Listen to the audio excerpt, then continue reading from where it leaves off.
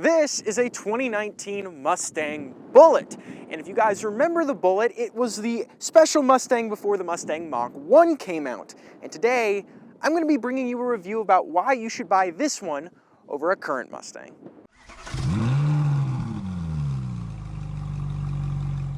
Now let's talk about the engine first, because this is important and it's the biggest change on the Bullitt. This is a 5-liter V8, the same one in every single Mustang out there, and it makes 480 horsepower and 420 pound-feet of torque. That's 30 more horsepower than a current Mustang makes, and it is 20 more than the old 2022 Mustang used to make, and it is also 10 horsepower more than a Mach-1, except you won't be spending $50,000 or $60,000 on a new Mustang. You'll be spending about $43,000, which is what this one costs, to get more horsepower than any of the other ones. This has also made it to a 6-speed manual transmission, which was the only option for the Mustang Bullitt, and I gotta tell you, that 480 horsepower feels great. Now on the outside of the Mustang Bullitt, the first thing you're going to notice is that up front, there is no Mustang badge on the front of the car. In fact, it's just a plain grille, but you do on the Mustang Bullitt get the chrome inlays on the grille and around the window trim, which no matter what color you get, that's what you're going to be getting. No matter if you get the shadow black color, which is this one, or the green color, which is the only other color option you can get. Now when it comes to the side of the car right here with these rims, these are the only rims you can get as well. These are the 19-inch heritage rims that you can get on the Bullitt. They look nice and they pay homage to the Bullitt from 1968, if you've ever seen that Steve McQueen movie. This Mustang Bullitt has the regular brakes on it, which means up front you get 13.9-inch vented rotors with these 4-piston calipers, and in the back you get 12.6-inch rotors with a 1-piston caliper. Now, if you get the performance package, both of these are going to be 15-inch rotors that are both vented, and you're going to get 6-piston calipers up front.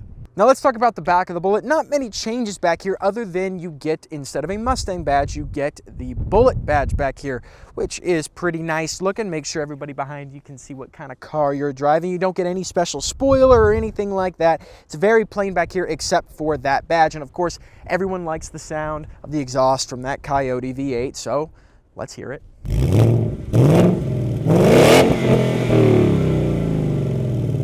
Now on the inside of the Mustang Bullitt, not much has changed, but there are key indicators to make sure you know that you are driving one. First and most noticeable is going to be the Bullitt logo on the steering wheel. Instead of getting the Mustang horse, you're going to get the Bullitt with the little crosshair. Another thing in this interior is actually going to be on the dashboard on the passenger side, where instead of getting the Mustang badge on the dashboard, you're going to get a little Bullitt badge with the chassis number of this car. As you'll notice, I'm also sitting in some Recaro bucket seats. You can get these on every Mustang, but it is important to mention you will still be able to get them on the Bullitt, and I'm sitting in them right now.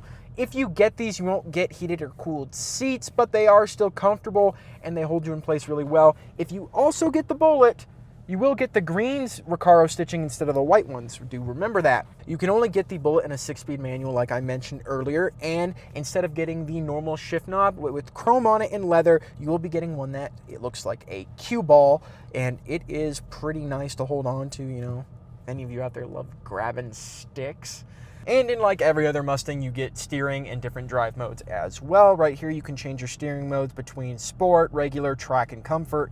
And over here, you can change your modes. There's a sport, sport plus, there's going to be a track, a drag strip mode, and a regular mode, which is all done by flipping these switches down here. But that's just about it for all the changes on the inside of the Bullitt. Nice place to be. As always, the Mustang is a very comfortable and technologically inclined interior, so no problems with that. So driving the Mustang Bullitt drives like every other Mustang out there. I don't know what to tell you. I mean, the extra 30 horsepower that you would get over a current one is nice, but that doesn't mean it drives any quicker. In fact, because this doesn't have the 10-speed auto, it pulls a 4.6 0 to 60, and typically they get with the 10-speed around 4. So it is a little bit slower. It'll do the quarter mile in about 12.9 seconds at 112 miles an hour, which is still fairly good. And because it is a Mustang, it still has generally good acceleration. And it gets up there pretty quick. If you do find interest in this, this does have automatic rev matching.